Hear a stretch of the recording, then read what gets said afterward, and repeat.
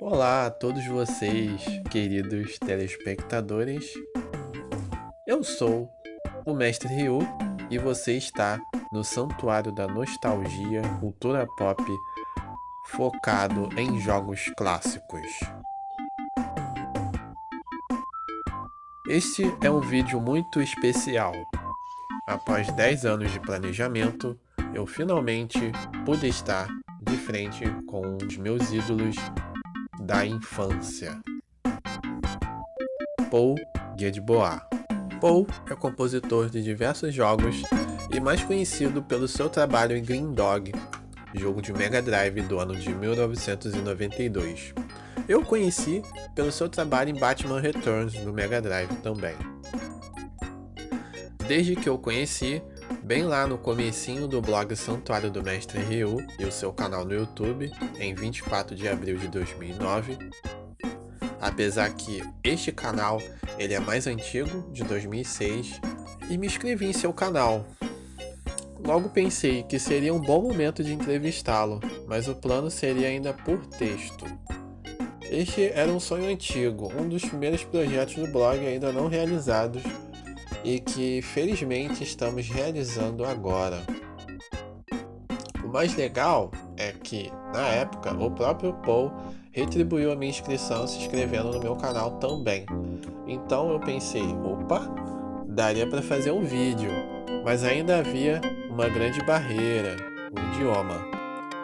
E não havia tradutores automatizados como tem hoje, graças ao Google, que com sua tecnologia de salvar milhares de palavras e textos buscados, agora temos tradutores quase perfeitos. Em vídeo, a situação seria mais complicada, mas também foi pensado de uma forma. Se eu conseguir dessa forma, seria muito ousado.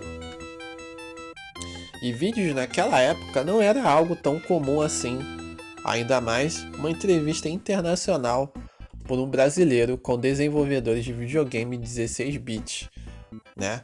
Clássico dos anos 90 através de criadores de conteúdo, ou nós, os entusiastas ou fãs de cultura pop. Inicialmente, esse projeto seria em conjunto com um amigo, que é especialista, ele é professor, né? E me ajudaria na tradução. Houve um imprevisto e Paul teve que trabalhar no dia. Marcamos no sábado, mas só pudemos nos conhecer no domingo. Ficou inviável para o meu amigo e Paul perguntou se eu gostaria de adiar. Bom, eu esperei muito por aquele momento, então eu arrisquei fazer a entrevista sozinho. Bom, era um risco de cometer alguma gafe, mas tem vezes que a gente precisa bater os pés na água fria, pois nunca se sabe o dia de amanhã ou se teremos uma nova oportunidade, não é? Infelizmente, ainda não pude encontrar Delia, seu parceiro musical em diversos jogos. Você sempre vê o nome dos dois na maioria desses trabalhos e nessa entrevista vocês saberão o motivo. Como o YouTube desativou a caixa de mensagens e outras formas de contato particular com outros canais, ficou inviável me comunicar com Paul através desta rede. Pois é, tem vezes que o Google prejudica o nosso trabalho. Essa é a minha primeira entrevista internacional e ainda não tenho fluência em inglês, por falta de prática ou oportunidade em praticar isso mesmo. Portanto, já peço desculpas se houver falta de variações em tempos verbais ou palavras pouco precisas, ou até falta de variações de palavras. Dizem que a fluência vem de quando nos acostumamos a usar pelo menos umas 1.500 palavras. Portanto, isso é algo que vem com a vivência. Como tudo, há um tempo para se acostumar. Paul é extremamente generoso e um verdadeiro cavalheiro. Podemos ver o quanto ele viveu uma vida muito divertida, gostando do que faz. E espero que goste da entrevista e vamos começar. Hello, Excellent. I was trying to create the background. background because the common key. So I must use to blue. Right. Blue or green, right? Yes, I want to prefer blue because don't recognize green. Yeah. You're right. Well, very good. It looks good. It looks like you're in an arcade. yeah. Oh, that's great. Yeah. So I was trying to make the introduction, but I will make it after. Okay. Because this video you in recording, né? E mais recording. But I some questions, but I tried. Well, we have two parts. Yeah, with Paul, with and between to David Delia. Right. Before. Well, I have to try. He's not available this weekend, so I have to call him during the week. I'll call Dave during the week and try to arrange for him. Cool. Yeah. Well, my first question, I separated 20 questions. 20. 20. Okay. Because I'm very detailist, so I read too much in my blog about video games since 2009. Well, the first question, Mr. Paul, where you come your passion for music? Oh, when I was a very little boy, when I was very small, I was maybe 3-4 years old. 3 años, 4 años, 4 años. My father played piano, and he played violin, and he played drums, and he sings. And I would watch him, and I just fell in love with music. So I started to play the piano. Not the violin, but I started to play the piano. And then guitar, afterwards, guitar. Yes, I feel things, your music, very, very variations. Greendog used Caribbean music. So Right. This is very cool. So is the next question is relation you refer to your profession in SEGA.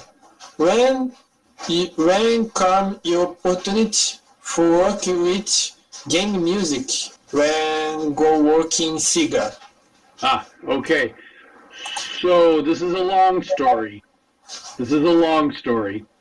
I was selling audio equipment, stereos, televisions. I was a salesman.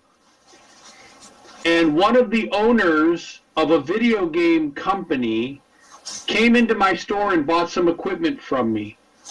So I asked him what he did for his business, and he told me he owned a video game development company. So I asked him, where do you get your music for the video games?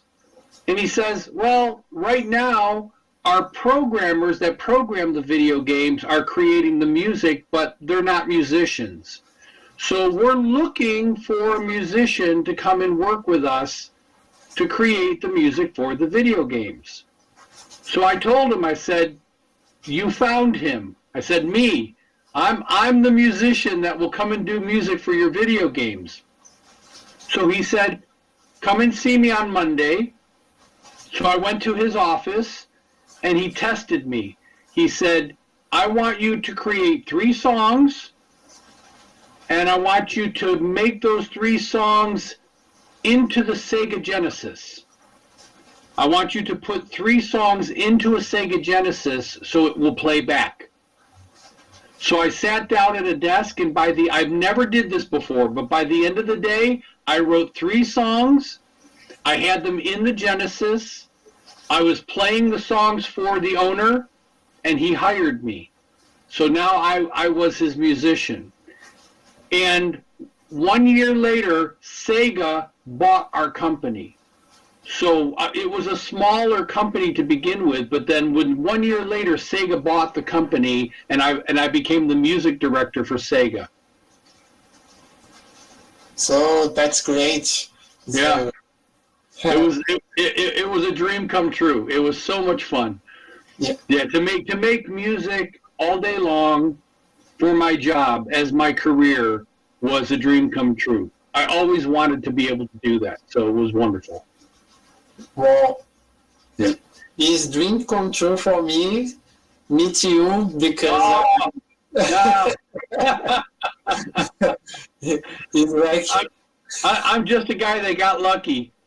I'm just a guy that got lucky, you know. I mean, being in the right place at the right time, asking the right question, you know. So Dave Delia, I think he thinks the same way. It's like we both got lucky. Dave Delia and I were friends very early, very young. We were childhood friends. I knew Dave and his family from the time I was in 6th grade. Grade 6 in school. Dave and I went to school together. And then we moved to California together. And then when I got the job at Sega, I brought Dave in to do work with me at Sega as well. So, and Dave and I were just in the right place at the right time. We got lucky. that's so great. Yeah. When this process from production, from soundtrack of this game, have some inspirations with Danny Elfman from the movie? Oh, for which movie? Movie Batman Returns. Oh, Batman Returns. Yes. Okay, very good.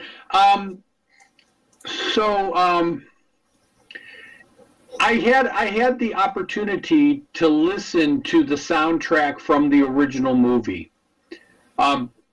Long ago, I actually met Danny Elfman many times. His band, Oingo Boingo, Danny Elfman played in a band called Oingo Boingo, and Oingo Boingo used to rehearse in the same rehearsal studio my band rehearsed in. So we used to talk. But by the time he was doing Batman Returns, I didn't know him anymore because he was a big star. You know, I was still just working for Sega, and he was a big star.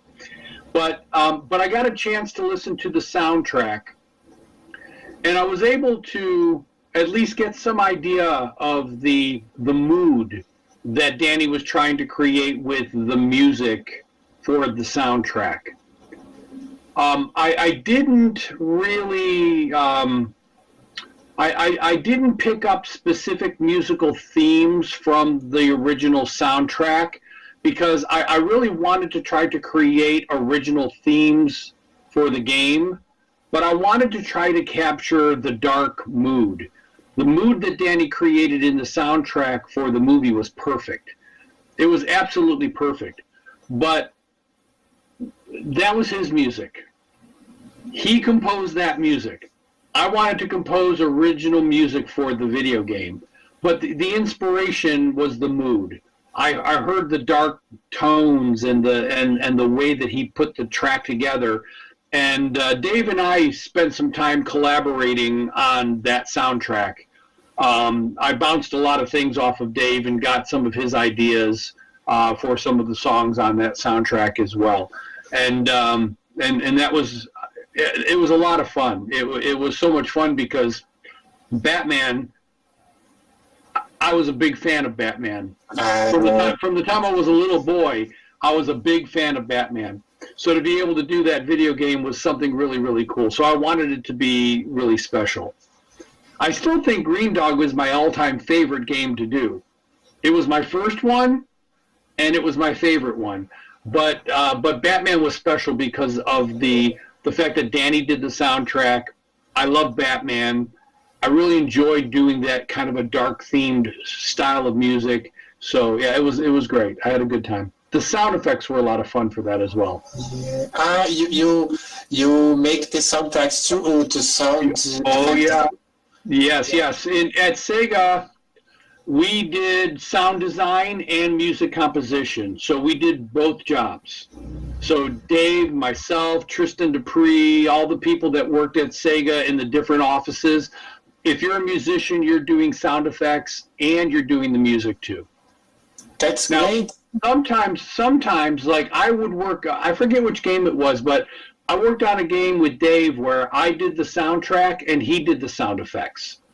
So for that game, we split it up. But for Batman Returns, I did composing and I also did sound effects for that. And for Greendog, I did everything as well. Very cool. Yeah. One of my favorites is Gotham City Act 1.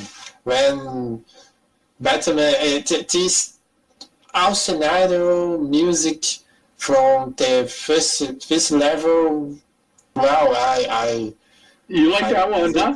Yeah. Oh, great. Excellent. In the intro too is very original, and Batman walking with the princess, ice princess, when attacked with penguin. Right. But Right. the princess The penguin down. theme. Right. Yeah, exactly. Because Batman Returns, a lot of people that I've met that are into video games, it seems like that's the game that people like that soundtrack a lot. It's very interesting because when the game was released, the reviews that we got in the magazines, the gaming magazines, the reviews were good. But we had other games we did where the audio, the sound got better reviews. But now, years later, I talk to a lot of different people, and everybody says, oh, Batman Returns. I love that game. I love the sound of that game. I like the music. I like the sound effects. You know, that seems to be a game that everybody really kind of gravitates towards. They really like that game. So I think that's great. Yes, the soundtrack is very emotional, very dramatic. Since the first intro. Right, that's what we were going for. We were going for that mood. Thank you, Danny Elfman. Thank you, Danny Elfman. The circus music when the ending is more different. The last level is interesting. The animations you see that this production went through. You mean for the video game or for the movie? Is from the game, the video game. Yes. You see the production. Yes, absolutely. Yes. What my whole team, the artists, the graphic artists, the programmers, we're all in the same office. We all work together. It's a whole team. So I start getting my musical ideas first when I see the artwork. So while I listened to what Danny was doing, I waited until our artists started drawing the backgrounds and they started drawing the characters, sprites, and then figuring out based on how they were drawing the characters and the backgrounds and what scenes we were going to do. That's when I started getting ideas about how I wanted to build the themes of the music from the beginning of the opening of the game all the way through to the final boss at the end, and even the credit rolling and all that. I mean, how do we want to treat all of that, you know? But yeah, that's very early on. I mean, in the process, that stuff comes first. You know, we first decide what scenes we're going to do, what levels we're going to create for the game, and where they're going to be staged. You know, is this going to be something in Gotham? Is this going to be something in the Batcave? Is this going to be where is it going to be? And then from there, we determine how do we want to treat that musically.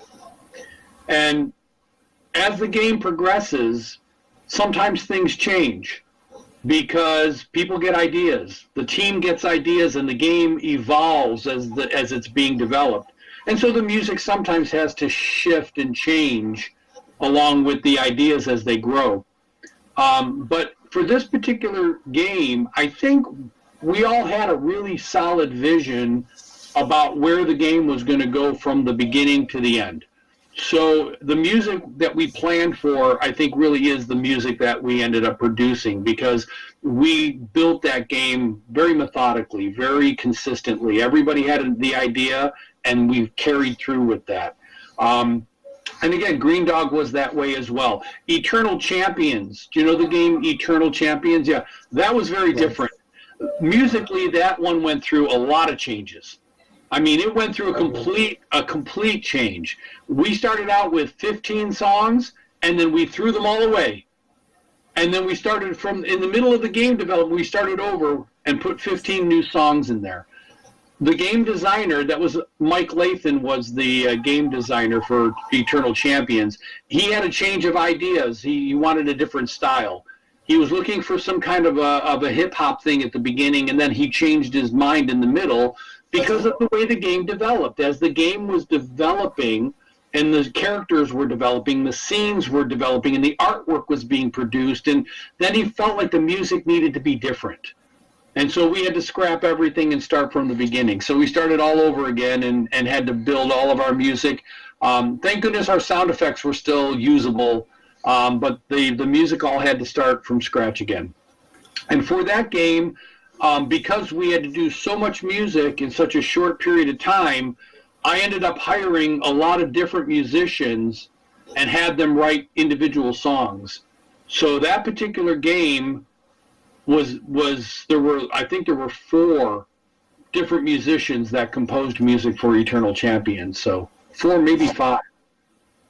Have we 5 musicians? 4 or 5, yeah, something like that. I forget exactly how many. I know, like Dave's brother Joe did some, and a friend of ours, Jeff Marsh, did some, and so a couple of other people did some as well. So a lot of people. So with Eternal Champions, are you make the sound effects, right? Sound effects, but you participate from the soundtrack. Yeah, but I didn't have time to do the sound effects and to do the soundtrack too. So other people did the music, and I just did the sound effects for that one. Oh, yeah. That's great. This question about Eternal Champions, are you asking later? But great. Yeah, I jumped ahead. I'm sorry. No. When you make the soundtracks, you should concentrate in characters or in scenarios. Oh, that's a good question. It's very different for every game. It depends on the way the game, like with Eternal Champions, it was levels, it wasn't scenarios. For Batman Returns, it was very much more scenario based. Yeah. We thought about the whole thing as a collective movie.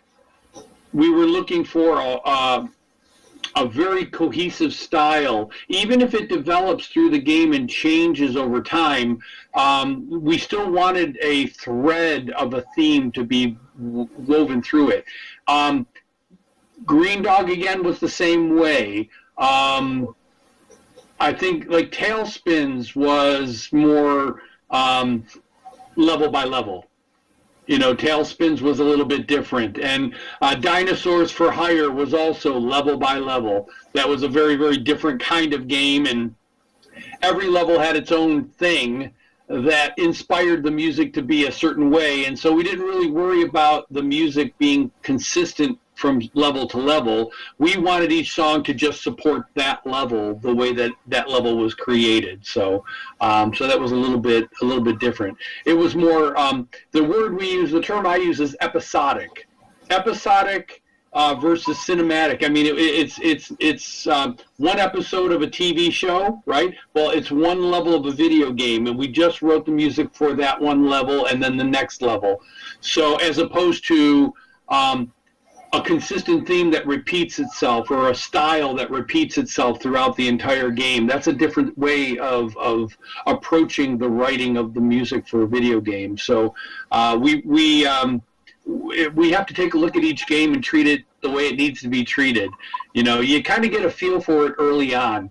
When you start to see the artwork being created, and you start to talk about with the game designers what the gameplay is going to be like, you have, as a musician, I already get a feeling whether or not this is going to be episodic, or whether it's going to be just a thematic thing that's going to go throughout the entire game. So, yeah. So it's different. It's different. So, in Sonic Spinball, you have any stories about Sonic Spinball? So, yes, a short one. Sonic Spinball. I did not do the original Genesis game. Oh, I didn't do the original Genesis game. I gotta think about that. Was that Spinball? Yeah. So Spinball, I think all I did was port it to the Game Gear. You know, the Sega Game Gear, the handheld Game Gear? Yeah. So all we did was we ported the game from the Sega Genesis game. The Sonic Spinball was done by Sega. I'm trying to remember the name of that division. There was what's that? Something like Sega Technical. It's something like that. I'm drawing a blank. I mean, maybe it'll come to me as we're talking. Yeah, but that particular group, Sega, there was a group of Sega people that all they did was work on Sonic. That's all they did was just Sonic. See, with Sega had in the United States, there was Sega Blue Sky, that was out of San Diego, California. There was Sega Midwest, that's out of Chicago. There was Sega Interactive, that was out of Diamond Bar, that's who I worked for. And then there was Sega, the main office up north near San Francisco. And then there was the other Sega group that did nothing but Sonic. But they didn't have enough people to be able to port the Game Gear, the Genesis game into a Game Gear game. So they gave that to us to do. And so we ported the art and the gameplay exactly the same, but we wrote the music brand new. We put new music in it. We put different music in. We tried to replicate the sound effects as close as we could, but the music was all new. And on that particular game, there was a friend of mine. His name is Brad Gish, a very, very talented composer. And I brought Brad in to do the composing for that particular game. He always wanted to do a video game. He'd already done some movies, some television show scoring, but he never did a video game, and he always wanted to. And this was an opportunity for him to do some music for a video game. So I brought him in, and he composed the music for that particular game. And it was a blast. I think he did a phenomenal job. I think he did a really, really good job. But yeah, that was a lot of fun because it was the only time our division, Sega Interactive, that was the only time Sega Interactive had the opportunity to be able to work on a Sonic the Hedgehog game. You know, my paycheck, when I get paid every 2 weeks, has Sonic on it. Yeah, it had a picture of Sonic on it. My son, I only had one then. I have two sons now. They're men. They're grown up. But at that time, every time I got paid, he wanted to see my paycheck because he wanted to see the picture of Sonic, right? But I never got to work on Sonic because Sonic was handled by that one division of Sega. So, but yeah, so that was our one opportunity to do a Sonic game. Let me see the name. Yeah, I should remember their name, but I'm getting old. You search for wiki too? Yeah. Sega Studios.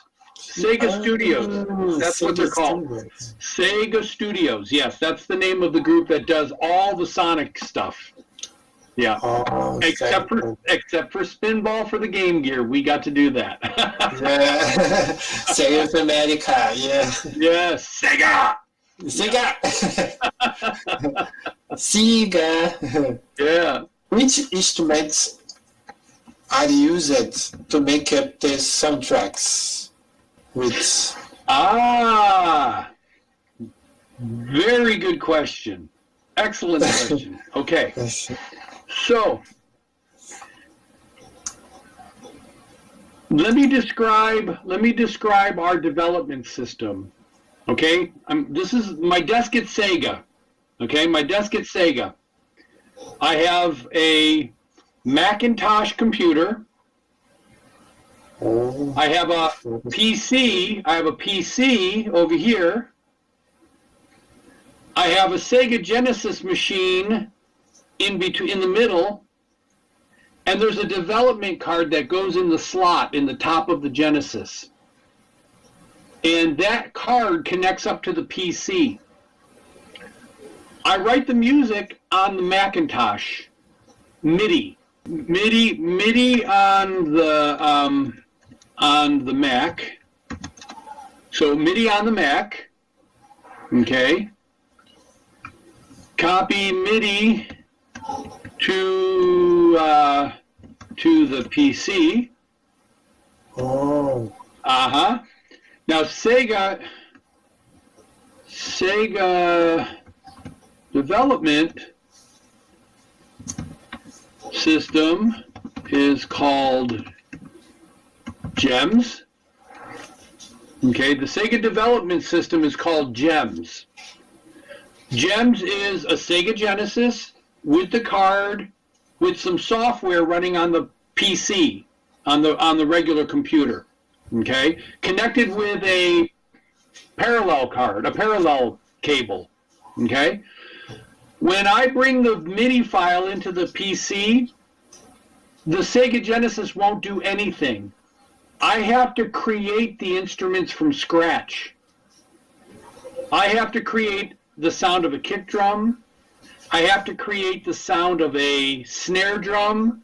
I have to create the sound of a hi-hat, cymbals, bass guitar, pianos, organs, strings, trumpets. I have to create those sounds in the Sega Genesis machine using the PC and using the GEMS software. I use the GEMS software to be able to build these instruments. And those instruments will get loaded into the Genesis, and I'll use the actual sound chip in the Genesis machine so I can hear what it's going to sound like in the game. So the sound chip in the Genesis it's basic FM synthesis. It uses FM synthesis, frequency modulation synthesis. And we can use these things that are called operators and modifiers to be able to create sounds. That's all we had to work with. I think we had 8 voices. We had eight voices. 8. That's it. 8 So maybe a kick and a snare and a hi-hat and a bass guitar and a piano and an organ, and then 2 for sound effects. You create all these things in PC? Yes. But you don't use instruments, real instruments. No, none. Whoa. Yeah. Now this is magic. When we're writing the MIDI files, okay, on the Macintosh, the Macintosh is connected to some real keyboards, so that we can actually hear real drums or better sounding drums and pianos and strings and horns. We can hear that. But we only have 8 notes, 8 voices to work with. 8 is all we have. My hands are in the wrong place. We only have 8 to work with. So I have to be very careful about not making too many notes at the same time. If my music and the sound effects have more than 8 notes, not everything is going to play. So I always tried to do my music with 5, no more than 5. Music, 5 voices. And then maybe sound effects 3. Sometimes I would do 6 voices for music. I'd do 6, right? 6 voices for music and 2 for sound effects. And that's all I had to work with. So like kick, snare. But kick, snare, that's 2. Kick, snare, bass, that's 3. So we had to be very careful about when you wrote the music that there was space. There was space between the notes so that you didn't run out of voices. It's called multi-timbral. The multi-timbral capability of the Sega Genesis was 8 notes. So, but we to get an idea of the palette of the sounds we wanted, we would use real synthesizers while we were in the Mac. But then when it went to the Genesis, we had to use the synthesizer built into the Genesis to recreate sounds. So that was hard because it was very, very archaic technology. Even though for video games at the time, Sega Genesis was one of the best platforms on the market at the time, the synthesizer quality was very, very low. You know, I mean, it was very difficult to come up with great sounding instruments. You had to do all kinds of interesting things to make the music sound good. I think that when we finally moved on to other platforms like Sega CD, where you could use real instruments, real bands, real musicians, that was so much better. When we actually started even getting into things like Dreamcast and some of the other better platforms that were out there, the composing part of it became much, much better because we got to really produce great sounding music. I mean, really, really high-end quality music. But during the early days, the Game Gear only had 5 voices. Right. We had to do everything with 5 voices. With the Genesis, we had 8 voices. 8. We were spoiled with 8 voices, and the Game Gear had 5 voices to work with. So, it was interesting. It was difficult, but it was fun. It was a challenge. The sound college voices. Yeah, each voice is equal to 1 note you can play. 1 note, one instrument at a time. So, one note. That's it. 1 voice, 1 note. Now that note could be a string, or that note could be a kick drum, or that note could be a piano, but 1 voice, 1 note.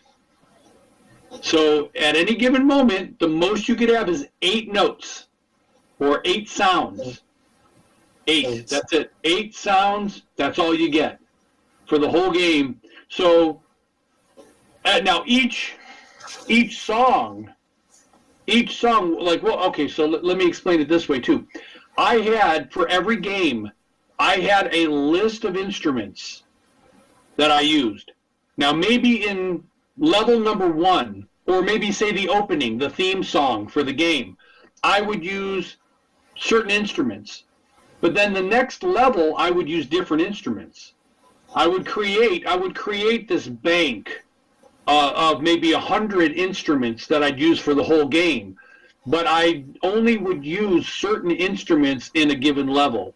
So each level I had to decide what sound I want, or what sounds, plural, do I want for that level, and then I would use those instruments in that level.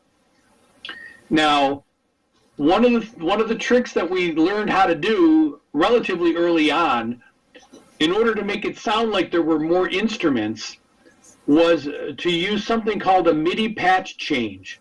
So maybe if on voice number 1, I did a couple of notes that was a piano, ding, ding, ding, ding, and then right after that, I wanted this to be an organ, la, la, la. I could change that voice from a piano to an organ. I could do a MIDI patch change, to change the instrument on the fly.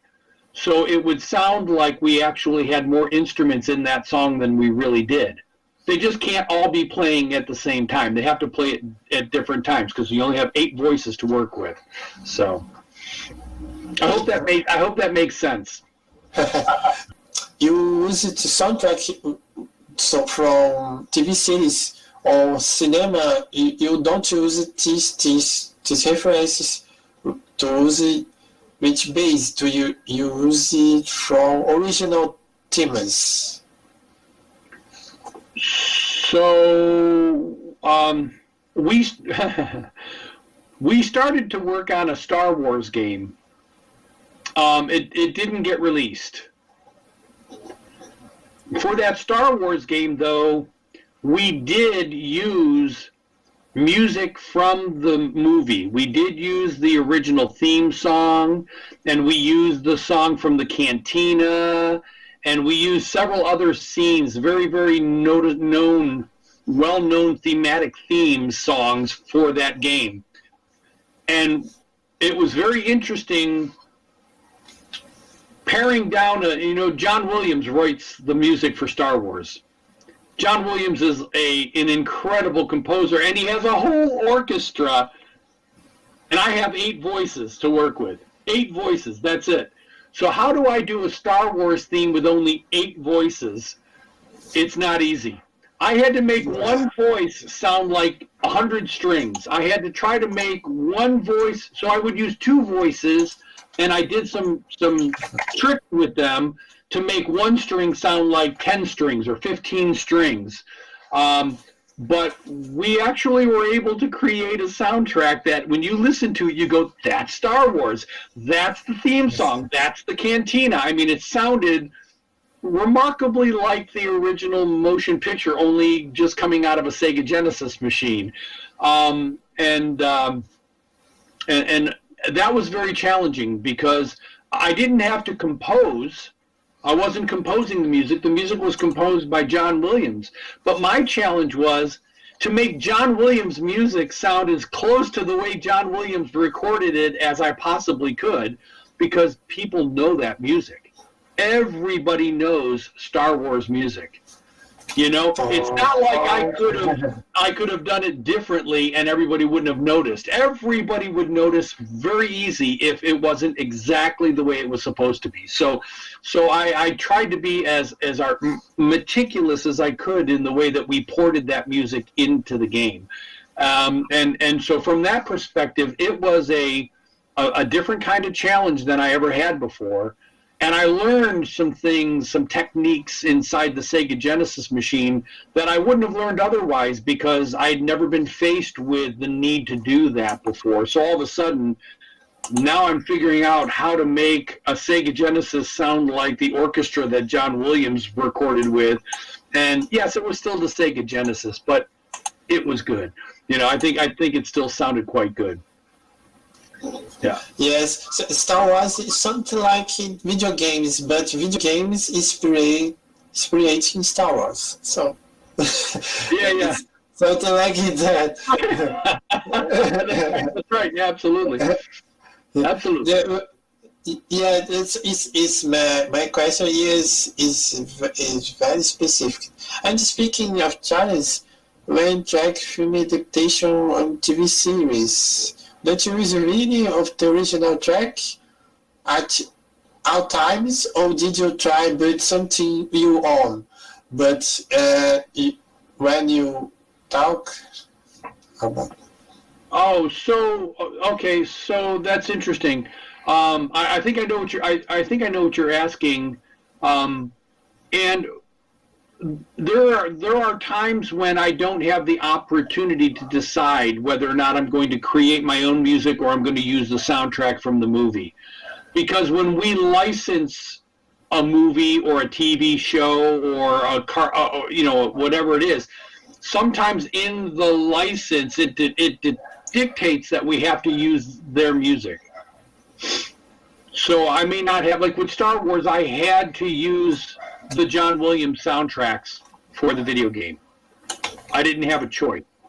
Now, there was another game that we did, Home Alone 2. We wrote all new music for that, and we didn't that was easy to identify because the music in the movie was just backtracks.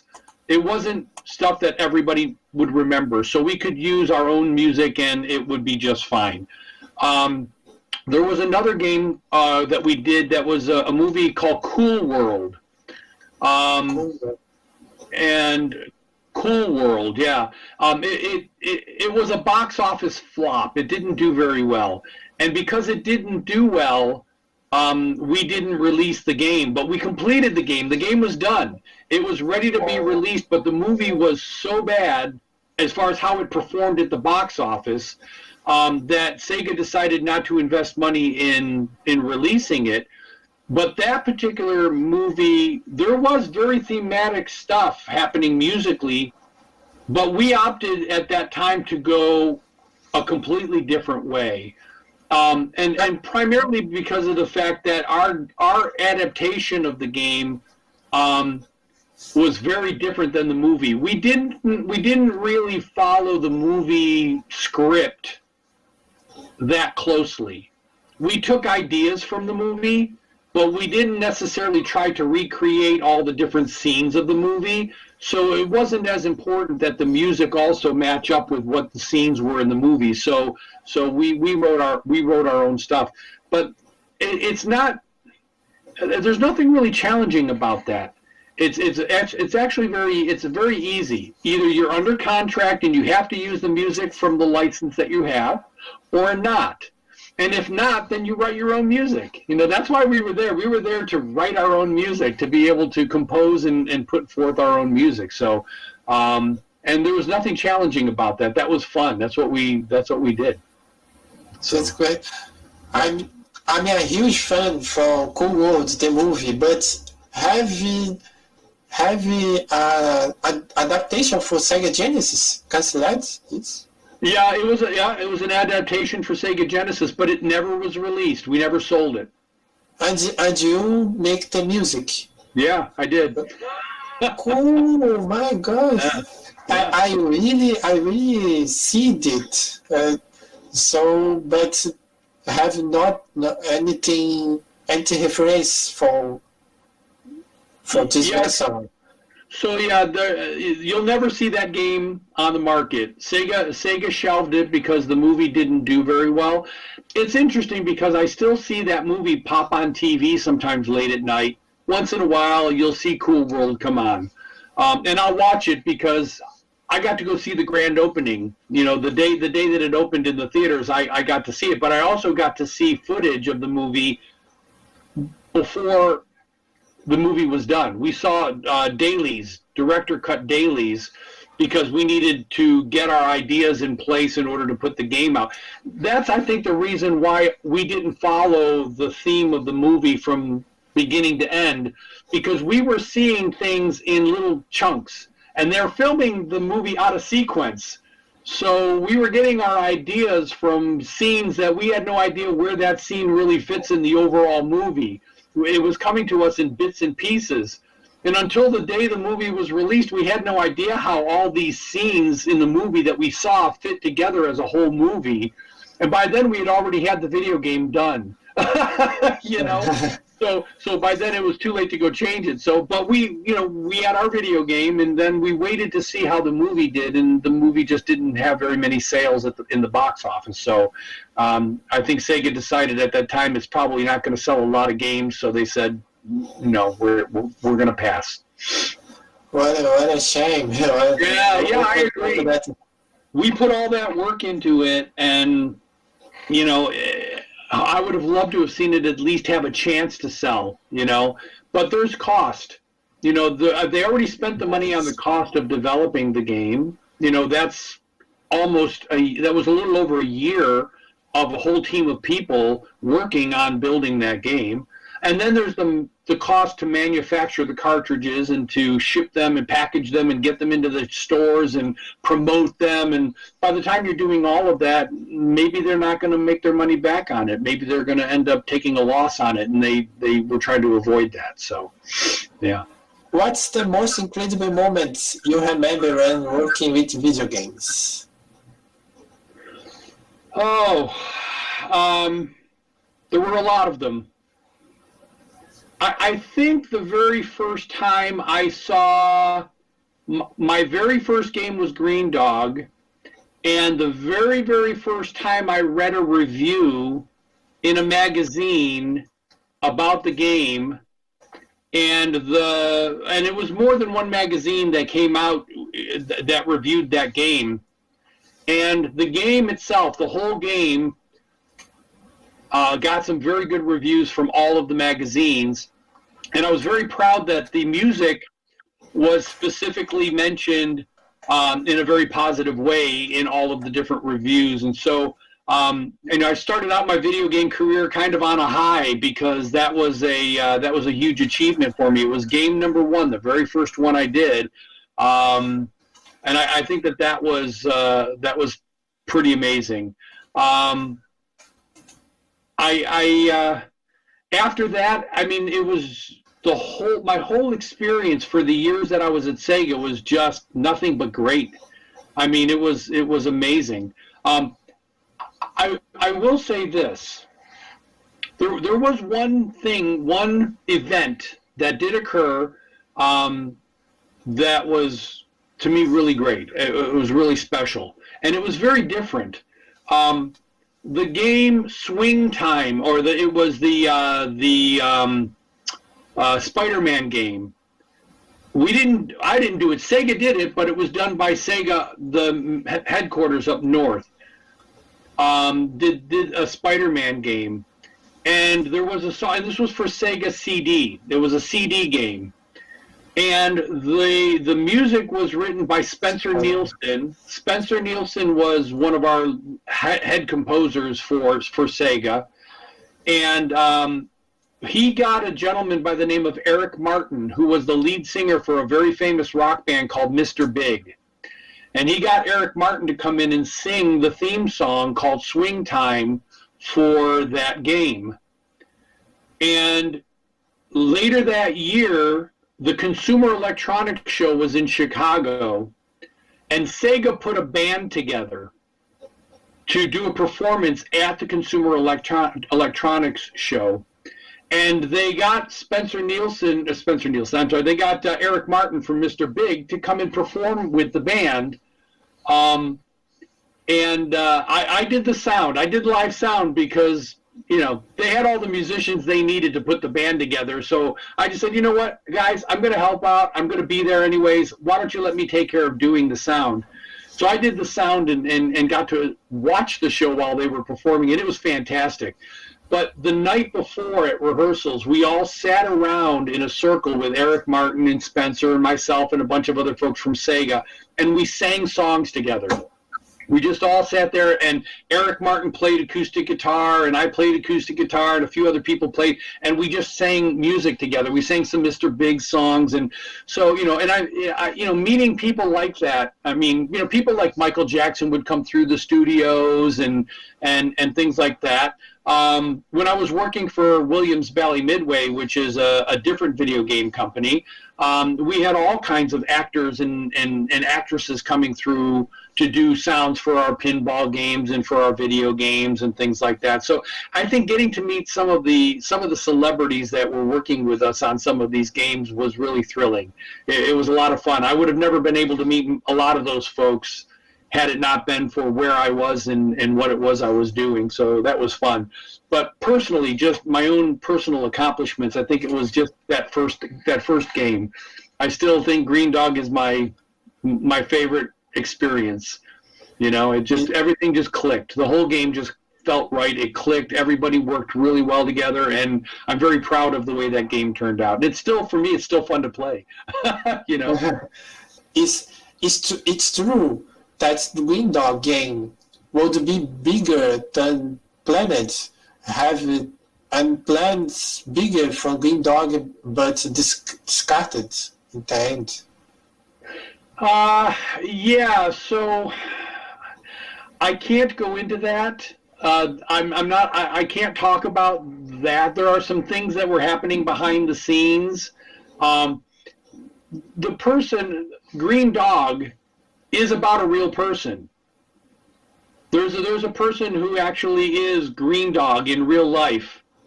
And so I think that negotiations for future Greendog games, it was difficult. There were some difficult negotiations, I think, that were taking place at that time. I wasn't privy to all the details of that, but I agree. I thought we were going to end up doing, Greendog 2, Greendog 3, Greendog 4. I thought we'd have more Greendogs, and we never got to do any more. It sold well enough that it should have been followed up. We should have had another game, but it just didn't work out. And I was very sad. I was very sad to hear that it didn't work out because I was very excited to work on the next episode. But yeah, unfortunately, that never happened. What are a scary moment, the saddest and the funniest? Do you have any scary moments? When the saddest and the funniest I don't have something. So what is the scariest moment that I've experienced in doing video games? Yes. Okay, so the scariest moment that I experienced doing video games was when we were finishing up Eternal Champions. We basically, the whole team lived at the office for like 45 days. We didn't sleep hardly at all. Every other day, maybe we'd get 3 hours of sleep, but we were living there, and we were so close. If we didn't finish that game on time, it was not going to make it into the stores by Christmas. And Sega would have ended up losing an opportunity to make a lot of money on it. So there was a lot of pressure. So the team decided we were just going to not go home. We were just going to stay at the office, and we were going to work through until we got it done.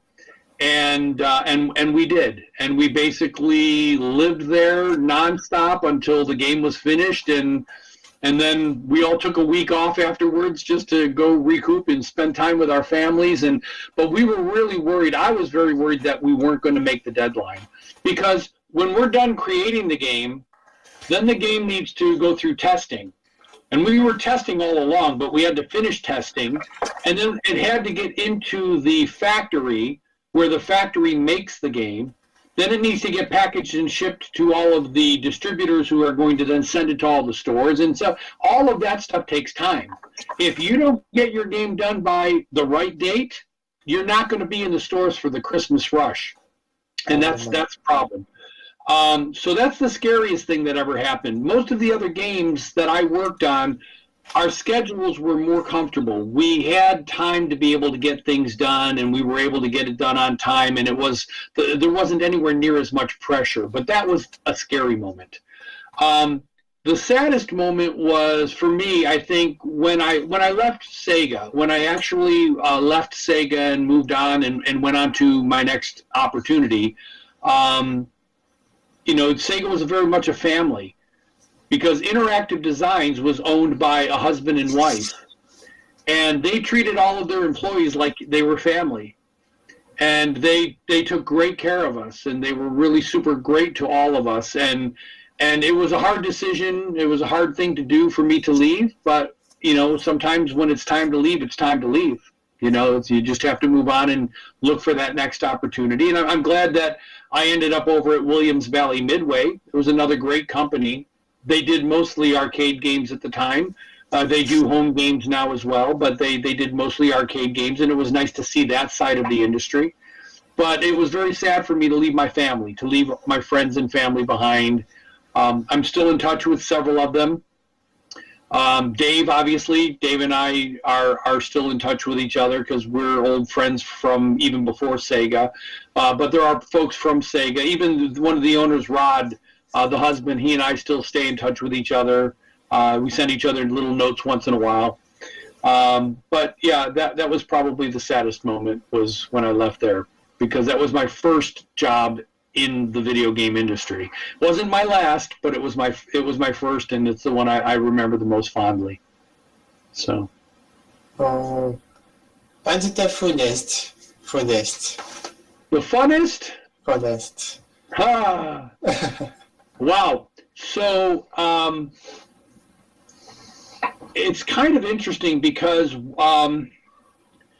we were working on a game that we developed in-house on our own, and it was called, I got to think about it, Pet Detective, I think it was what it was called. It never got released. It never got released, but it was going to be a Sega CD. Ace Ventura? No. That's probably where I got that from, was Ace Ventura. No, I'm trying to remember the name of the game. Again, my old brain is not kicking in. But it was going to be the first Sega CD that we would have done.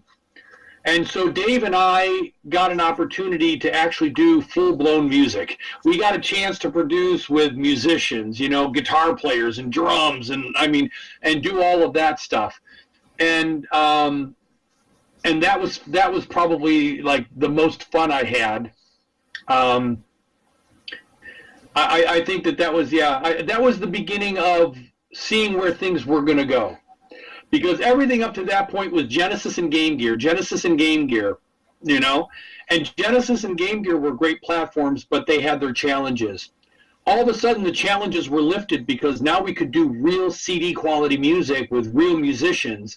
And so working on that particular game, it was, and Dave, if we get Dave to come in and do a follow-up session with you, he'll be able to remember the name of that game because he and I worked on it together, and his mind is really sharp. He remembers everything. He knows what we had for lunch 38 years ago on a certain day. He just remembers everything.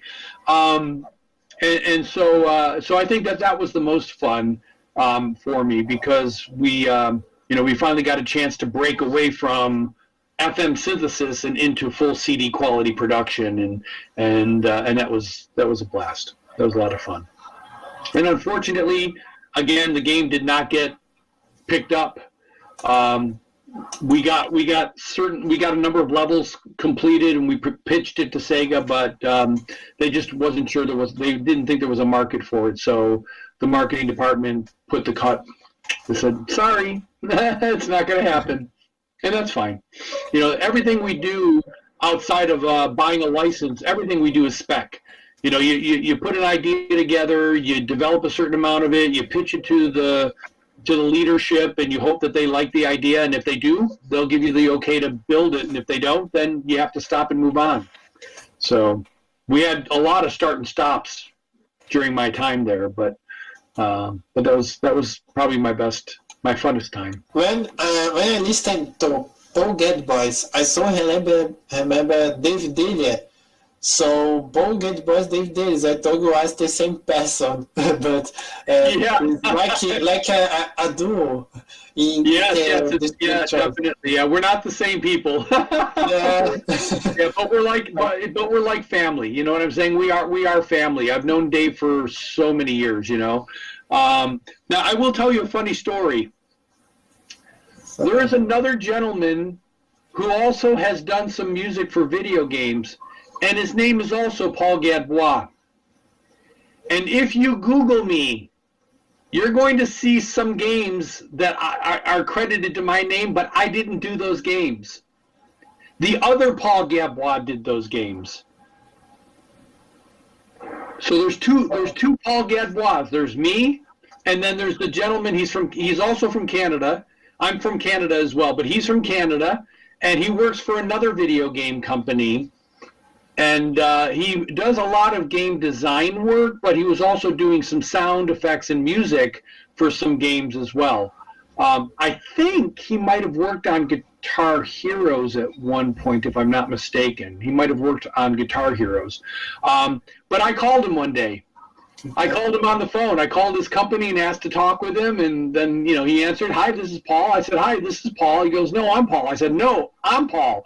He goes, "Oh, you're the other Paul." I said, "Yes, and you're the other Paul." And we talked, and I still actually am connected to him. On Facebook. He and I are actually still connected on Facebook. So we have a mirror match. Right, yes, absolutely, yes. My doppelganger, although we don't look anything alike, but yes, that's correct. He's my mirror. He's the other Paul Gadbois that happens to also do video game music in a parallel universe. No. Yeah. But in Home Alone, what's the work that you were also the director of productions, according to websites? This confirms what is like what was it like with producing this track? So for Home Alone?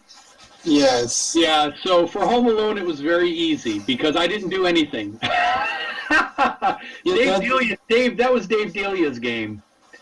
So I was the music director for Sega. So for all of the games that we produced, I was given music director credit because Dave reported to me. I was Dave's boss. So I was his manager. So I got music director credits, but Dave did all the work. I basically oversaw things. I would give Dave some suggestions about, how to treat a certain song, or maybe how to treat a certain event with a sound effect. I would give him suggestions, but mostly the work was Dave. Most of the creativity was Dave. I did very little on that particular game. So that's really a good one to hit Dave with, because I'm sure he'll have a lot of ideas and memories about when he was working on that game. It has me as music director for Spinball. It has me for music director at Home Alone 2. And that's true. For those two games, I didn't compose and I didn't create sound effects. Those were basically some things that were done with other musicians, and I was just leading the team. But I wasn't doing any of the actual work. I was just leading the team. And that's management. That's just management stuff, and these musicians are so good that it was easy. I don't really have to lead them. I just have to say, here's your game, go do it. And they do a great job, and it was simple. I had good people that were working for us, and so, my job was easy. When all I had to do was music direct, it was easy. That's why I always tried to do games, because I wanted to work too. I didn't want to just manage people. I wanted to create games, and so, that's why I did the games that I did. So we come to know what it's like to be chief. So the big boss. Yeah, right. It's all automatic. Yeah, the big boss is not all that big of a deal. It's really not, The most important thing about being a big boss is having good people that are working with you. If you have good people that are working with you, then you'll be successful. And if you can help them be successful, everything is good. So, it's not difficult. Have a horizontal lead. Right. And I agree. I agree that if an organization is successful, the leadership has to be good. Otherwise, the organization can't be successful. But I don't take credit for that, because at Sega, the people above me were really, really good. The Nakamotos, Rod and Nancy, they were our executive leadership for our division. They were fantastic. They knew how to treat people well. They knew how to find good people and hire them. They knew how to set expectations, and everybody was ready to do their job and get it done. They built a great team. So I was the next layer down. I was a director. All the directors, the director of art, the director of programming, and me, the music director, our jobs were a lot easier because we were able to hire good people. So, and when you've got good people, you take good care of them. When you have good people, it makes everybody's job much easier. So we worked hard. Believe me, we all worked very, very hard to do all the games that we did. But working hard was not hard. Working hard was easy because we were having so much fun. It was so much fun. Working hard was, if we weren't working hard, we were sad, because we wanted to make more games. We wanted to put out as many video games as we could. And we wanted those video games to be the best they could. So being a leader was nothing. To me, it was more important that I was a composer and a sound designer than it was that I was a director. Director is a title, but what I did was I composed, and I did sound effects, sound design. That's what I did. My title was director, my job was sound design and composer. This is very noble. This is very noble. Very noble. Oh, it's a reality, though. It's. I appreciate that. That's a very, very nice thing for you to say, but it's so true. You know, there's a saying: when you have fun working, you're not really working. When you enjoy the work you do, you never work a day in your life. And that's the way it was at Sega. Everybody there worked really hard, but nobody would say they were working. We would go to work to play. You know, our play was making video games.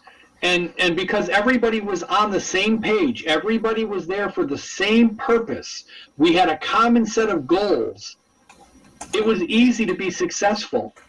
You know, when we didn't do well, when a game we produced didn't do well, everybody felt it. Everybody accepted the responsibility for the game not doing well. And when the game did well, everybody rejoiced and we had fun and we celebrated with each other because it was a team effort. So the idea of leadership in an organization like that is just purely organizational. It's not functional. It doesn't really have anything to do with what we do every day for our job, because I never had to lead these people. These people were self-motivated. They were self-managed. They were gung-ho to do a great job and to get it done. And, you know, I never had to call them up and say, you got to get into work and you got to work harder and I need you to work overtime. I never had to say any of that stuff. Everybody was always there. Everybody was always working. Sometimes I had to say, listen, guys, you've been here for 14 hours today. Go home, get some rest, go spend some time with your family. You know, they just wanted to keep going because they were having fun. So that's the most of a manager that I was. Sometimes I'd tell people they had to go home because they were there too many hours, you know. So my job's easy. Because for this, the games are made with love, né? It's a happy sense. Absolutely. Did you have any story with Eternal Shapers? Yeah, he just recently passed away. Yeah, we lost Mike. Did you meet him? Did you meet Mike? Oh no, I know Mike very well. I know Mike very well. Mike was the game designer for Greendog. Oh. Yeah, Mike was from Sega up north, but Mike spent a lot of time down at Sega Interactive. He was in our office all the time. Every other week he would be coming down and spending time with us to work on different projects. So I knew Mike very well. Tristan Dupree, actually, he was one of the other musicians. He came on to Sega just before I left, and he and I were talking maybe about 3 weeks ago for about 20, 30 minutes, and he had mentioned that he had heard that Mike had passed away. And then he sent me a text message confirming it. He sent the obituary to me to let me know for sure that he had passed away. So it's sad. I mean, just like in every family, there's times when there's difficulties, right?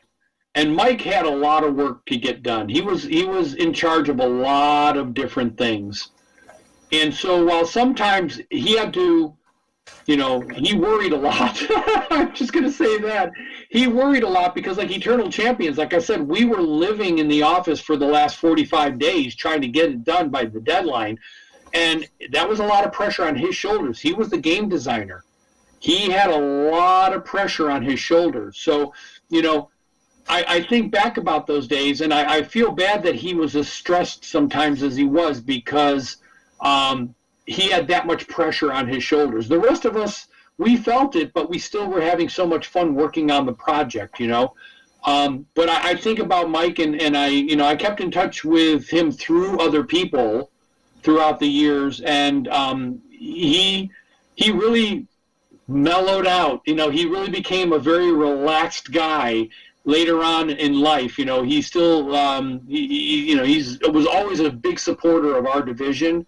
You know, he and I just, Greendog was a huge accomplishment for both of us. I mean, we both just, I mean, I loved what he did with, and the way he helped us out to be successful with that game.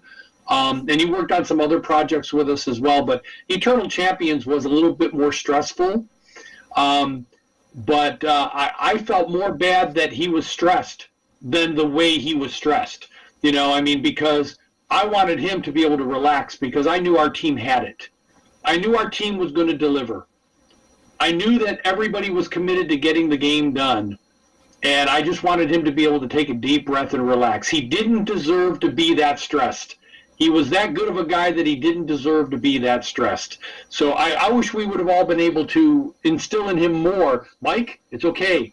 It's going to be great. We're going to do this. It's going to make a lot of money for Sega. It's going to be a success. Relax.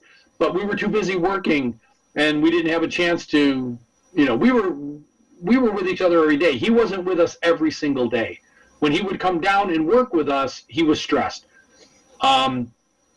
But to hear that he's gone, it's a shame because he was a great game designer. He definitely knew how to do his job very, very well. And he's going to be missed by a lot of people. He made a big name for himself in the game industry for sure. I love very much Eternal Champions. So in the time we have Mortal Kombat and Street Fighter 2, but Eternal Champions is like some comic books. Yeah, it's very funny, but Eternal Champions released in that time, but it's some like a competition with these games, Street Fighter 2 and Mortal Kombat, but in Sega Genesis too. It's very funny, but a competitive between. Yeah, no, I know what you mean. Well, because Street Fighter and Mortal Kombat were first. They came out first. Eternal Champions came out later, right? And I think because of the fact that Mortal Kombat and Street Fighter came out first, they were definitely more in competition with each other. They were trying to beat each other out. They were trying to do more and more things to make their game the best game, to make their game the most popular game, right? And that's fine. Eternal Champions, we had something hard to do because those two other properties were very, very firmly established. Everybody knew Street Fighter. Everybody knew Mortal Kombat. Toasty! Everybody knew everything about Mortal Kombat, right? I mean, Mortal Kombat was huge, right? What's this Eternal Champions? Oh, everybody was saying, oh, Eternal Champions, there's just trying to be another Street Fighter, it's just trying to be another Mortal Kombat. But we did some things in that game that were different, and we did some things in that game that I think made it stand on its own 2 feet. But it was another side-scrolling, hoppy-jumpy fighting game, just like Mortal Kombat was, just like Street Fighter was. Yes, we wanted to get into that genre. It was a very successful genre. Kids were loving to play these games, so it was a good idea to do it, But I was lucky enough that I got to do some things on 2 games. I did Eternal Champions, but I also worked at Williams, so that was Street Fighter, or not Street Fighter. I'm sorry, Mortal Kombat. So I worked with the Mortal Kombat team with Ed Boon and with Dan Forden and the people that actually produced Mortal Kombat, because that's a Williams Valley Midway title. So when I was the manager of the sound department for Williams, my team was working on Mortal Kombat games as well. So I got a chance to work on 2 of the big 3 fighting games. At least at some level, in some perspective. I didn't write music. That Dan Forden had the music and the sound effects down. He was the best. He definitely was one of the best sound designers and musicians out there. So he had that very well covered. Now at that point I was really just managing. I had 7 musicians that were there doing sound design and composing, and all I was just the manager.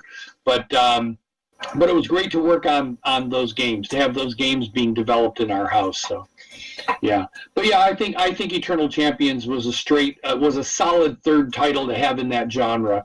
When I think about the big 3 fighting games that are out there, those are the 3. You got Mortal Kombat, you got Street Fighter, you got Eternal Champions. Those are the 3 big ones. Williams was trying to come out with another one called War Gods. And we actually released War Gods, but I think it only got released as an arcade game. It didn't get released on a home platform. It was just for arcade only. And we were trying to make that the next possible big title. Didn't make it. It didn't make it. But Eternal Champions still made it. So, Eternal Champions, did better than War Gods, and that's something to be said because, War Gods wasn't a bad game. It's just that, there just wasn't enough room for it in the industry. People had all the games they needed for fighting, So, anyway. So, War Gods is from Nintendo 64, doesn't it? Well, they may have actually, after I left Williams, they may have actually ported into the Nintendo 64. By then, Matt Booty, I think, from Williams was actually working at the Williams for the home game side of the house, and I replaced Matt. Matt was the sound department manager, and then he became a game designer. And he worked on War Gods, and then he left the arcade side and went to the home side, and I think he brought the War Gods title over there. But I don't know how well War Gods did in sales. I don't think it was quite as much a success as Eternal Champions. I still think Eternal Champions was a bigger success, but I might be wrong. I didn't keep up with it. It was a great game. I was actually the voice of one of the characters. I got to do the voices. All the yeah. I got to record myself, so my voice is in that game. Yeah. Oh, but it's great. I don't remember having you on credits. No credits. Oh yeah, no. There's no need. They just called me into. They said, "Hey, Paul, we need another person to do some grunts for one of the characters. You want to do it?" And I'm like, "Yeah, sure, why not?" So I just went in and did the grunts. I'm nobody special. There's no need for them to give me credit for that. So I think everybody in our sound department did one of the characters' sound effects. I think everybody wanted to get in on that game to do grunts and screams, that type of thing. So, but I don't think that most people didn't get credit. I think they give credit for the art, they give credit for the programming, they give credit for the composition and the sound effects. But in that case, they didn't give us credit. But if we were a famous actor, or if we were a professional voiceover actor, because sometimes we would hire professional voiceover people, our contract with them, we had to give them credit in the game. But we were just staff employees.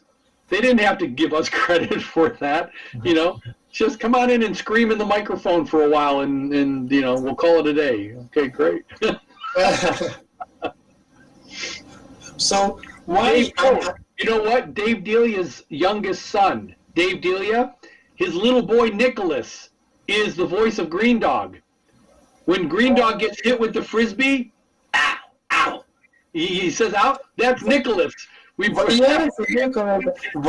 Son of Dave Delia. Yeah, Dave Delia is his first baby. His youngest son. Yeah, or his oldest son, his first son. Yeah, he was the voice of Greendog. Historic. Yeah, that's right. Absolutely. That's so great. So, I have a question about Eternal Champions. Why Eternal Champions don't have an arcade version? Why Eternal Champions doesn't have an arcade version? Yeah. I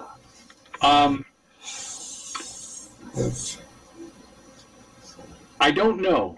I don't know. But I can guess.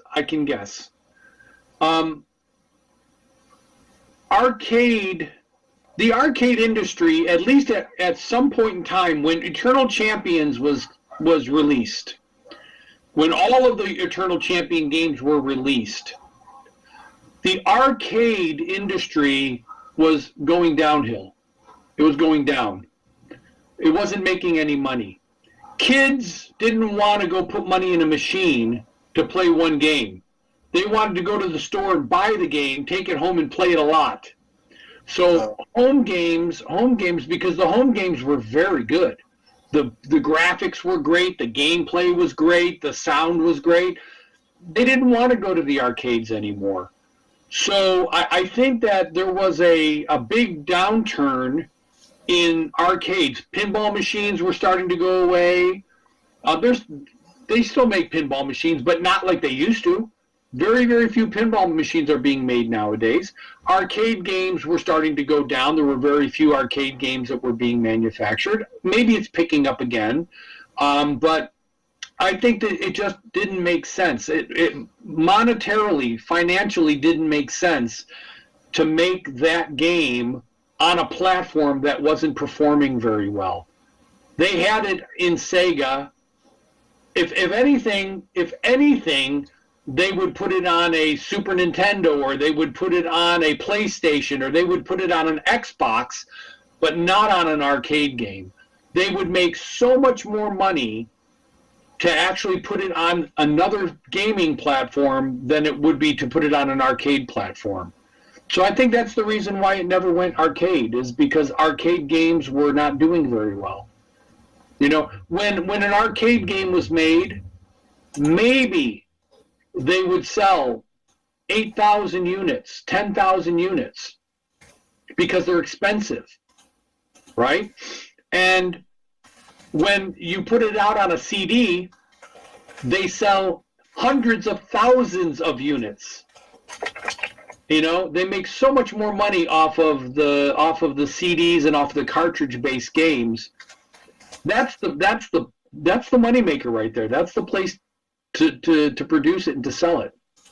But that's a good question. So, good, thank you. But so was a game made for new generation, it's for consoles? Yes, Eternal Champions, it was strictly targeted as a home game. It wasn't made for arcade consoles. So what is like produced for Tailspin soundtrack?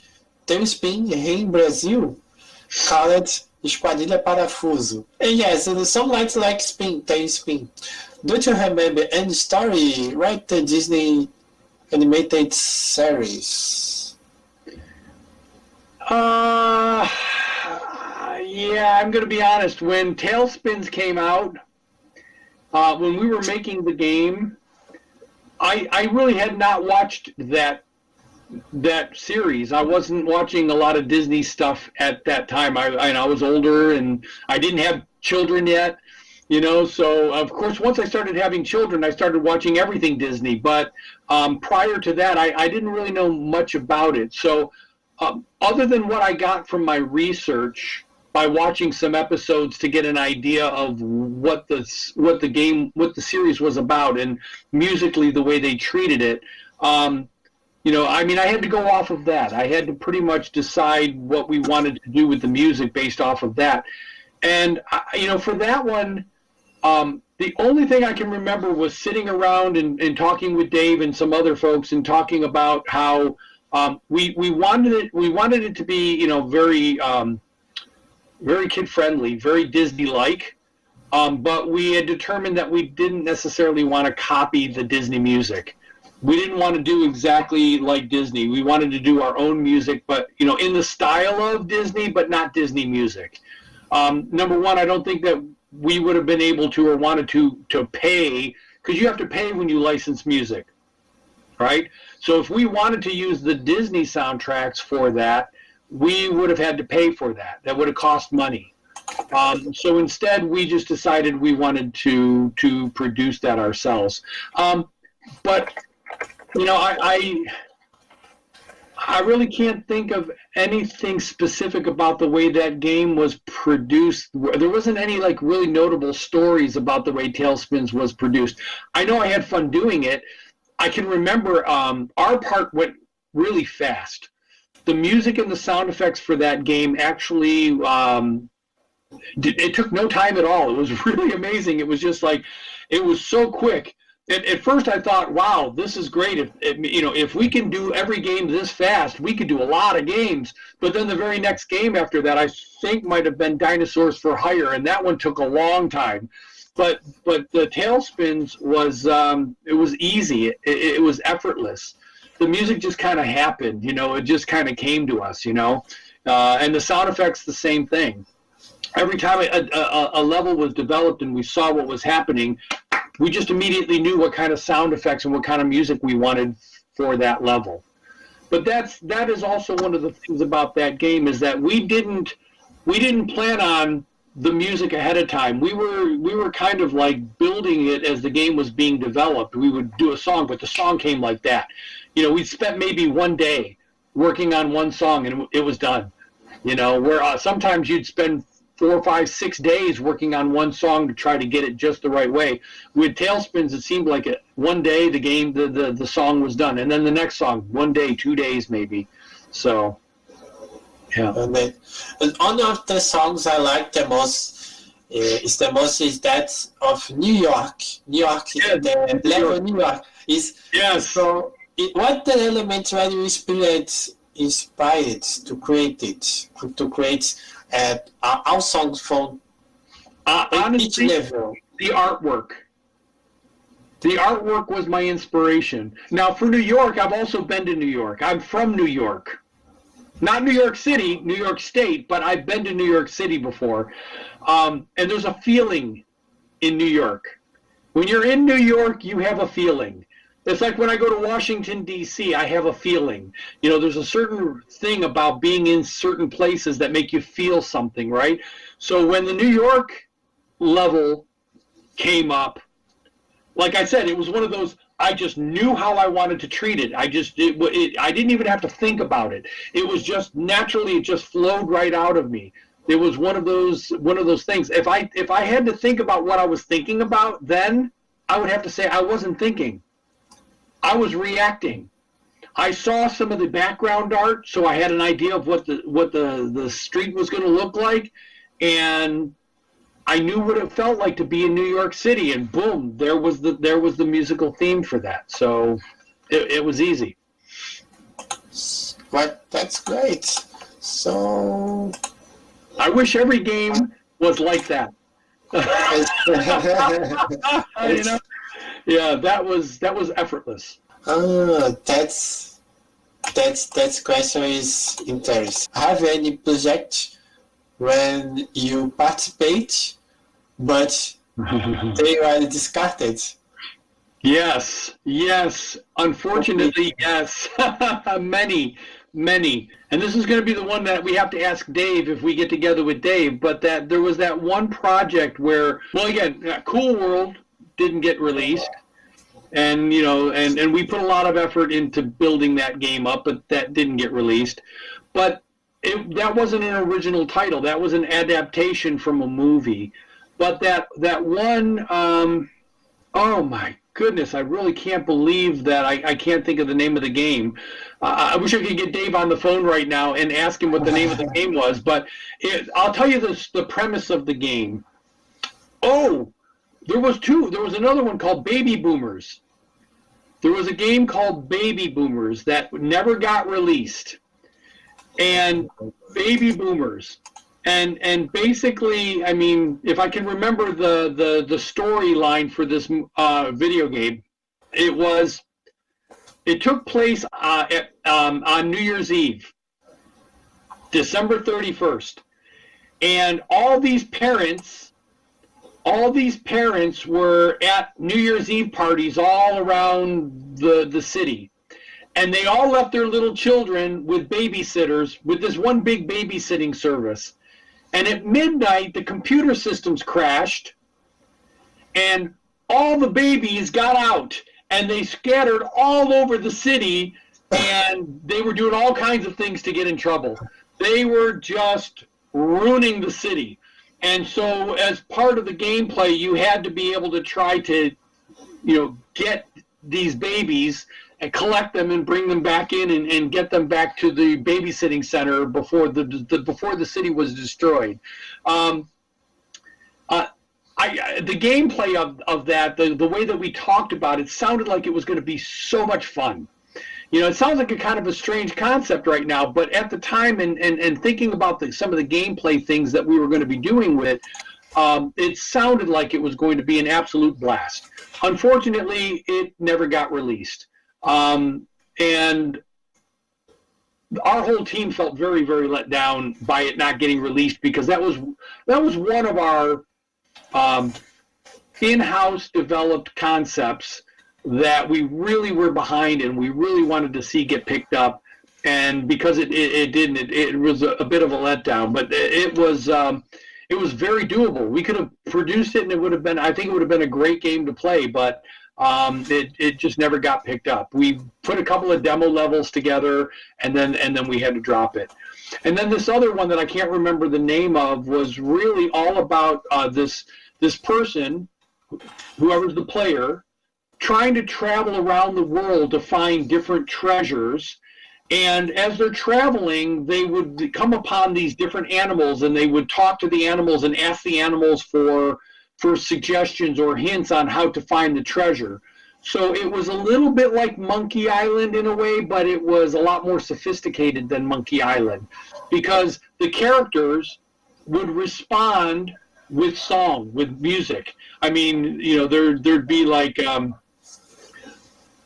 the player would have to try to find a platypus, and it would ask these toucans up in a tree if it knew where it could find a platypus.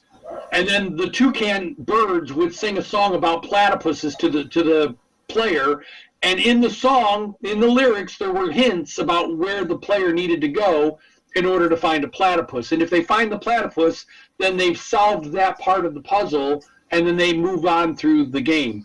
And I'm just drawing a blank on what the name of that game was, but that was another game that, again, we had it all down on paper. It was all designed out. We were already developing the music for several of the levels, and it didn't get picked up. So great. So you participated in the animation part as well. This is interesting because I believe that I only can know the sound part of the games, and you are entire game industry. So you have... Yeah, it's a team. Yeah. We everybody, I mean, the only thing we don't talk about is the coding, the programming, because the artists don't know programming, and I'm a musician, I don't know the programming. I really can't talk about programming, but gameplay and graphics and music, we all can talk about that. So everybody contributes on that level. Everybody talks about all that stuff together as a team. So yeah. And personally, I have to tell you something. My opinion, this is just my personal opinion. The most important part of a game is not the music. The most important part of the game is not the sound effects. The most important part of the game is not the graphics. The most important part of a game is the gameplay, the way it plays. And I'm going to give you an example of what I mean. Pong. You know the game Pong? The two paddles and the ball goes between? Yes. Yeah.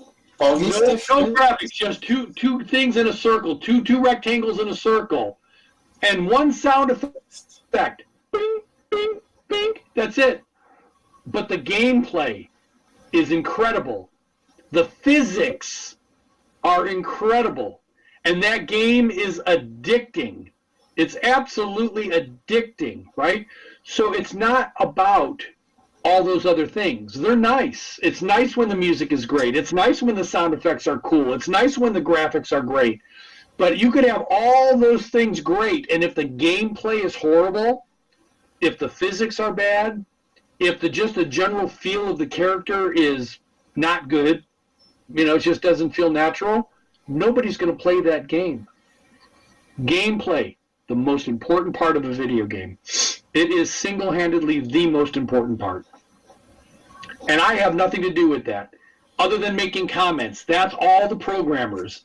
The programmers are the ones that have control of and responsibility for the quality of the gameplay. They're the ones that write the code that make the game play the way it plays. It's the most critical thing. We have great teachings here. So I see. It's very. It's my opinion. It's just my opinion. Thank you. It's interesting because I interviewed a Japanese programmer of game called Power Athlete. Do you mean about Power Athlete? No, I'm not familiar with it. It's a fighting game, but made in Japan. It's a little enterprise system vision. I interviewed this Japanese programmer. The interview for coming for a magazine in São Paulo. Why I talk about it? He said did everything.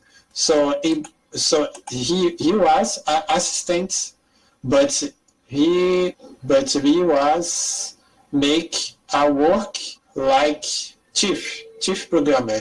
So so he was an assistant, but he create all characters for the game. So so he did everything. Yes, my observation. So, but the gameplay is important. Absolutely. So if the only reason I played the games I play is because of the gameplay. The graphics are wonderful, and it's great to have good graphics, but I played games that looked great and sounded great, but they played bad. I'll give you an example. This is, again, my opinion. This is just my opinion. I know there's a million people out there that are going to disagree with me when I say this, but an example of a game that doesn't feel good to me, and this is just my opinion, is Halo. Halo doesn't feel good to me. It's very bouncy. It's because I know it's taking place like on other planets, and it's in like an outer space type of thing. So, and I get that, but that's a very unnatural physics experience for somebody who. My point of reference is Earth. I know how life is here on Earth, so I want my characters to behave like they behave on Earth.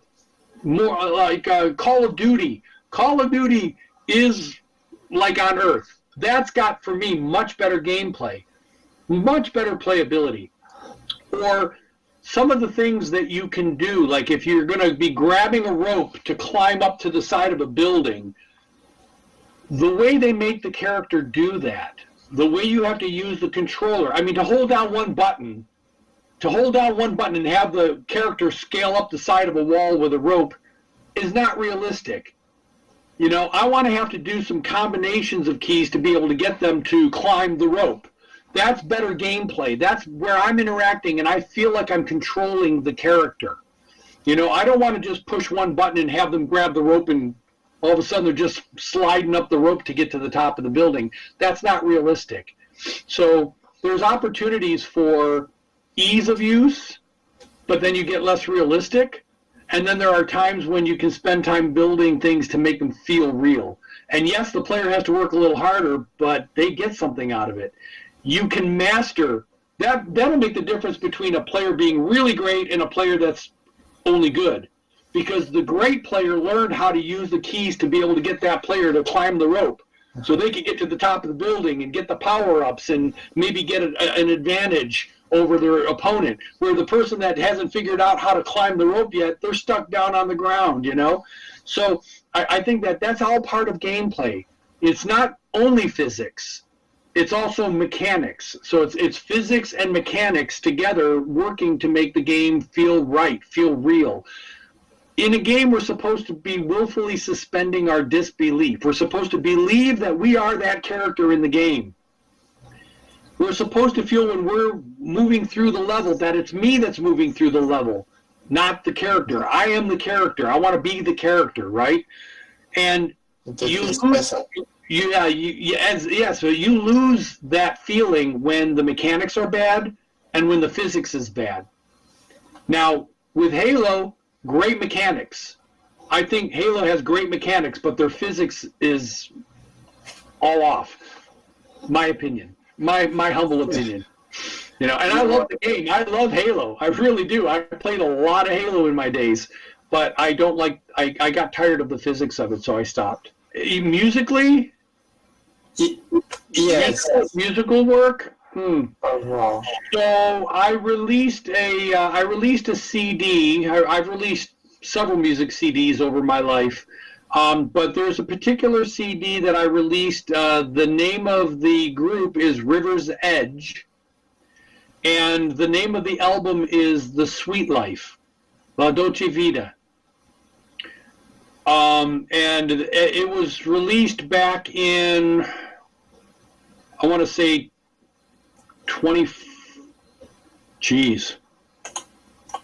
it's either 2004 or 2014. I can't remember which one it is. I actually have some copies on the shelf over there, but I don't want to break away to go look at the date. But that album was written and produced by myself and another gentleman by the name of Tommy Lathan. And he and I spent a year working in my studio on putting that album together. And I think that the writing and the overall production of that music is some of the best stuff I've done. And I think Tommy would agree it's up there at the top of the heap of some of the things that he's done as well. I have probably the most pride in that particular body of work. I'm currently working on mixing other projects. I'm not doing as much composing these days, although I'm going to start again before too long. My next solo album will begin production probably in the next couple of months. But I'm in the process of doing some mixing right now. And I moved to a new home in South Carolina, and I rebuilt my studio in the home. And I'm actually very, very, very happy with the sound I'm getting from the new studio, from the way it's laid out and the equipment I put in it. And I'm finally getting a sound that I believe is world class. You know, it's not like $1 million studio, but it's a home studio, and it still competes with, other commercial studios in many respects. So I'm excited to see what I'm going to be doing in the future. But right now, everything in the past, I think it's really been pretty much, I'm going to go with The Sweet Life by River's Edge. And River's Edge is just Tommy and I, the two of us. It's a writing team, and that was what we called ourselves, and it was probably my best accomplishment. If you want to back in time, if you have this chance, so you have miss or some nostalgia have about your past. You have some miss or nostalgia. No, that's an interesting question, because it's very philosophical. That's a very philosophical question. I would not change my past, but I miss all of my past. But I'm very happy with where I am right now, and I look forward to the future. So the things I've done, I'm glad I did. All of the things I did in the past, I've been very blessed. I've had a lot of very interesting jobs, working for a lot of different companies, doing a lot of different things.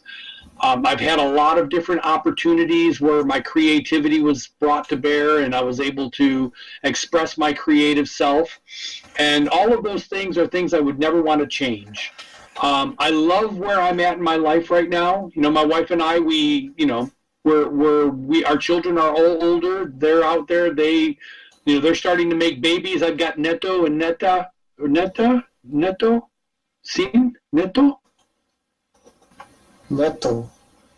grandsons and granddaughters. Yes. Neto. It's a Neto, yeah. Neto. Did you come in Brazil someday? No. I have, let's see, I got dos Neto, one Neta, granddaughter. The family reference. Grandfather? I'm a grandfather. Is avô. Is. Grandfather is called avô. Avô? Yes. I see, okay. You a avô. Avô. Terino. Grandpappy. So I look forward to being a grandfather, and I look forward to, my wife and I, we're able to spend more time together because the kids they live in different places, and I love the job I do now. Right now, I work as a enterprise architect for a large company here in South Carolina. I also write books. I just finished, during COVID, I wrote 3 books during the COVID period. And so that was book 16, 17, and 18. So I've got 18 books now that I've finished. I'm negotiating another one right now with LinkedIn. I'm hoping that they pick it up. And I'm enjoying doing that. And then, of course, I've got my studio, and I'm mixing music for projects, and I'm going to be starting to write my next album. So I don't look back wishing I could go back and do stuff, but when I look back, I'm like, wow, I had fun back then. Everything about my past, all the nostalgia is all good, and I'm happy that I did it, and it's time I just keep looking forward. I'm very forward looking, I think about the past, but I look forward to the future. So it's so cool. If you were called to play game in Brazil, would you accept it? If you Absolutamente. But I can give you some guidance and some suggestions. A lot of the people that I was connected to in the game industry are not really in the game industry anymore. They're like me. They've retired. They've moved on to other things. And now it's a whole new group of people that are coming in. But the game industry is still the game industry. Definitely write your ideas down, because I'll tell you what, it all starts with an idea. The idea is the seed. The idea is where it all comes from. And it's the people that have the new, fresh, different idea. Those are the ones that make successful games. Then all you have to do is find the right people to help you build your game. You have to have the right people with the right skills doing the right work, and that's the harder part, because people are people, People are not always trustworthy, or they're not always on the same page, or they're not always, willing to invest their hard work in your idea. But if you find people that are committed to getting the idea done, you can be successful. But you have to have the idea. You have to just write these ideas down. So if you've got ideas, you don't even have to tell me what the ideas are, because I don't even need to know that, but I can share with you some of my insights about the music industry, or the video game industry, and where you might begin to pitch your ideas, So, but I'm probably not going to tell you anything you don't already know. I think that you're a very clever man. You're knowledgeable. I think you'll probably already know most of what it is I have to say. But I'll share my ideas with you anyways. It's free. I don't charge. No charge. Did you have to leave a final message? Did you? Yes, I do. I'm going to talk a little bit to both people that are into developing games, and I'm going to talk to people who are into playing games, because it's a slightly different audience, right? For those people who are out there making games and designing games, I think there's a great opportunity for the gaming industry to continue to build games that help people learn valuable skills, valuable lessons. Gamification is the gamifying of education. And I think every game that gets created has an opportunity to include an educational element, whether it's through, the content and the storyline, or the physical, mechanical skills that somebody has to learn, or whatever it is, because even like a flight simulator could be very educational if someone down the road really wants to learn how to fly a plane. So really always be conscientious of the idea that when you're building a game, you also have a great opportunity to educate people and help them learn without even knowing they're learning. because they're too busy having fun playing your game and they don't even realize they're learning. But those are some of the best lessons that people can actually get, is when they're learning and not even realizing it, they're just having fun. That's a great thing. So if you can build that into your games, all the better. Now, for those of you who are playing games, there's a big life out there. And video games, entertainment, recreation, decompressing from the stresses of life, there's a place for that. And when you use gameplay for that purpose, it's a good thing. But everything in balance. Everything needs to be in proper balance. Don't exclude the rest of your life for any one aspect of your life.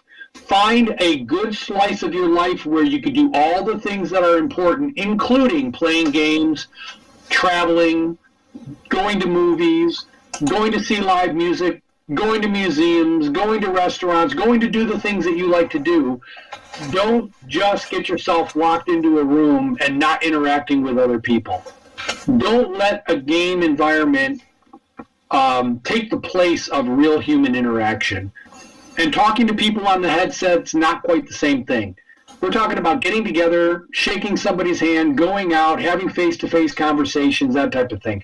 Balance is everything. And then gaming will always be a positive thing in your life. There's no way for gaming to ever be negative if you keep it in check, if you keep it in balance. And if you do that, life is going to be great. You're going to have a blast playing the games that you play. And you should be able to play games till the day you die. My ideal death would be I died with a controller in my hand, playing my favorite game, whatever it happens to be at that moment in time. And when I was just about to beat the boss, then I die. And that would be a great thing. But I also want to be able to look back at my life and say, and I also lived my life fully, that I had family, friends, lots of other things other than just gaming. So keep it in perspective and have a great time with it, and hold your game developers' feet to the fire and make them develop games that are fun to play. They have to develop based on your voice. Whether you go to the store and buy a game or not, or whether you download it or not, it's really going to make the difference between whether or not you're buying quality product or not. If they think they can get away with putting out half-baked products, they're going to do it because that's the cheapest and they can make the most money. Hold their feet to the fire. Make sure that if you're going to buy a game, it's going to be because it's a quality game. And there's a lot of them out there. So enjoy yourself. But that's all I've got. And thank you. I really, I appreciate this opportunity to talk with you. It's been great. It's a flash from my past. It gave me a chance to kind of revisit some of those things in my past that I haven't thought about in a while. So I really appreciate that. I have final message. Paul, thank you for your patience. I'm surprised by your kindness. You're a great person, a great professional. I just have to thank you for the space you gave me. From you that this is very important to me, and thank you for your trust. Thank you very, very much, Paul. You're amazing. I'm going to love you forever. So, de nada, mi amigo. Thank you very much, Paul. Oh, so very good. All right, everybody. Olá, espero que você tenha gostado desse vídeo. Para você que ficou até o fim deste vídeo, muito obrigado de coração. Houve ainda uma despedida do nosso compositor dizendo obrigado, muito obrigado, ao fim do vídeo, em excelente português. Cheguei até a perguntar se ele já tinha vindo para o Brasil. Vocês já devem ter visto isso no vídeo. Uma pena que esse trecho foi cortado, pois no fim eu esperei ele sair do chat ao vivo para poder encerrar. Porém, ele esperava que eu fizesse alguma fala de despedida, e essa parte acabou sendo engraçada demais para minha vergonha e cortei do vídeo. Bom, mas pelo menos deu para gravar alguns momentos dele falando em português, muito bom e muito claro. Ele sabia até dos nossos memes. Ele deixou algumas fotos aqui, né, de recomendação, como é muito difícil achar fotos dele na internet.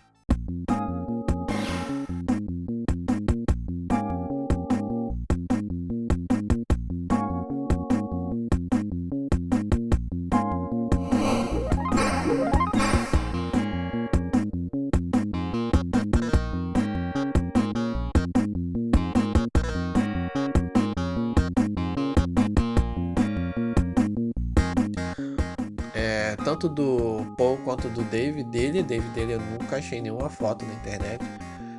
Mas o Paul ele teve a cortesia, né, de enviar algumas fotos especiais para mim, assim, para que eu pudesse utilizar à vontade em qualquer divulgação. Então, em homenagem a ele, eu estou aproveitando todo esse material para apresentar a vocês. E por hoje é só, pessoal. Um grande abraço, muito obrigado mais uma vez, de coração. E compartilhe aí com seus amigos para quem se interessar por esse conteúdo. Eu acredito que para pessoas que no mercado de jogos deve ser muito interessante. Um grande abraço!